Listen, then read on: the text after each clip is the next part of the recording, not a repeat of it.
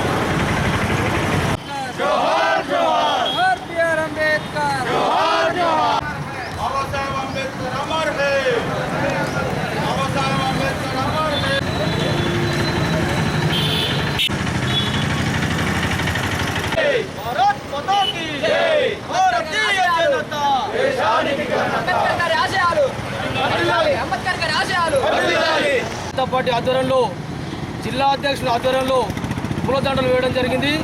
అలాగే ఈరోజు మనం గర్వించవలసిన విషయం డాక్టర్ అంబేద్కర్ గారిది రాజ్యాంగం రచించినటువంటి వారు రాజ్యాంగ చైర్మన్.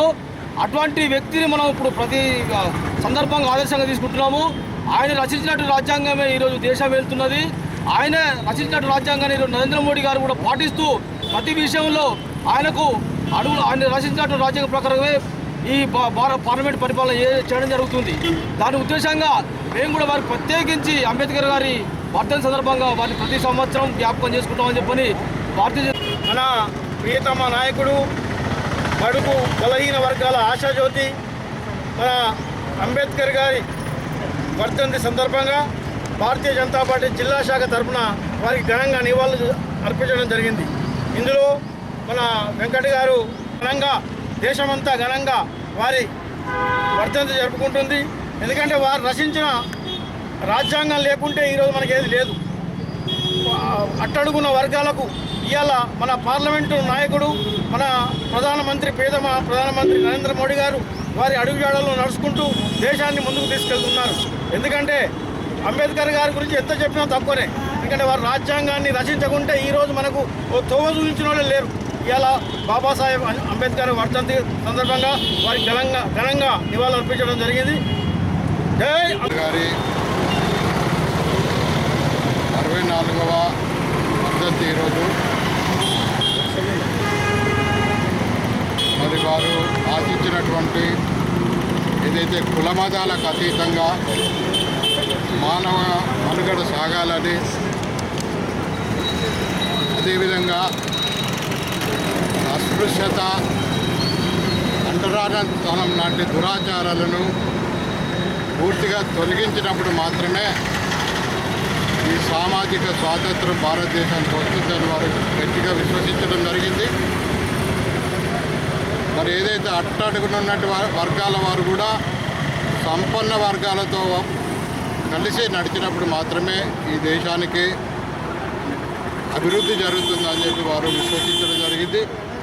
వారి ఒక విశ్వాసాన్ని స్ఫూర్తిగా తీసుకొని భారతీయ జనతా పార్టీ సిద్ధాంతకర్త దీన్ దయాళ్ ఉపాధ్యాయ గారు అంత్యోదయ సిద్ధాంతం నిర్వచించడం జరిగింది. ఏదైతే అట్టడుగున ఉన్నటువంటి వర్గాల వాళ్లకు ప్రభుత్వం అందిస్తున్నటువంటి సంక్షేమ పథకాలు పూర్తిగా అందేలాగా ఈరోజు నరేంద్ర మోడీ గారు కేంద్రంలో భారతీయ జనతా పార్టీ ప్రభుత్వం పనిచేస్తూ ఉంది. గతంలో అనేక ప్రభుత్వాలు కేంద్రంలో కావచ్చు, రాష్ట్రంలో కావచ్చు, అనేక ప్రభుత్వాలు కూడా వెనుకబడే వర్గాల కోసం వాళ్ళని అభివృద్ధి కోసం ప్రయత్నం చేసినాయి. మరి అనేక నిధులు కేటాయించాయి, అనేక సంక్షేమ పథకాలు పెట్టినాయి, ఉద్యోగాలు రూపకల్పన చేసినాయి. కానీ ఇప్పటి వరకు కూడా ఆశించినటువంటి ఫలితాలు రాలేదంటే మనం అర్థం చేసుకోవాల్సిన అవసరం ఉంది. ఏదైతే కేంద్రము ఇస్తున్న సంకల్పంతో చేస్తున్నటువంటి పథకాలను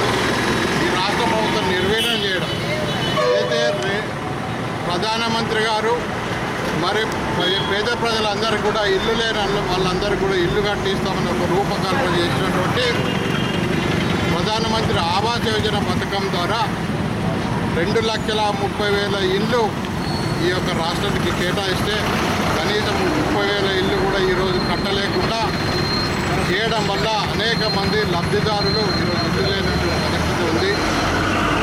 కాబట్టి మనం అర్థం చేసుకోవాల్సిన అవసరం ఉంది. ఏదైతే కేంద్రం ఇచ్చినటువంటి అన్ని పథకాలను కూడా రాష్ట్రంలో అమలయ్యేలాగా చూడాల్సిన బాధ్యత రాష్ట్ర ప్రభుత్వం ఉందని సందర్భంగా తెలియజేసుకుంటాను. అంబేద్కర్ గారు రాజ్యాంగం నిర్వచించినటువంటి అంబేద్కర్ గారు మరి వారు ఈ యొక్క భారతదేశంలో కాదు ప్రపంచ దేశాలన్నింటిలో కూడా అందరికీ కూడా ఒక గొప్ప నాయకుడిని కీర్తించే విధంగా మన నరేంద్ర మోడీ గారు ప్రయత్నం చేయడం జరిగింది. దాని సఫలీకృతం అయ్యారు. 2016 ఏప్రిల్ 14 వారి 125వ జయంతి సందర్భంగా వారిని గోల్డెన్ ఐకాన్గా ఐక్యరాజ్య సమితి గుర్తించే విధంగా వారు ప్రయత్నం చేశారు. ఈ విధంగా గుర్తించబడిన 2వ వ్యక్తి భారతదేశంలో అంబేద్కర్ గారు. మరి రాజ్యాంగం ఏదైతే ప్రతి వ్యక్తి కూడా తన జీవిత ఆశయం కోసం ఒక్కొక్క మెట్టు ఎదిగి అభివృద్ధి చెందే దిశగా వెళ్ళడం కోసం అవకాశం కల్పించినటువంటి ఈ రాజ్యాంగాన్ని మరి నిర్మాణం చేసినటువంటి డాక్టర్ బిఆర్ అంబేద్కర్ గారికి ఈరోజు మేమందరం కూడా ఘనమైన నివాళి అర్పిస్తున్నాం. జోహార్ బిఆర్ అంబేద్కర్.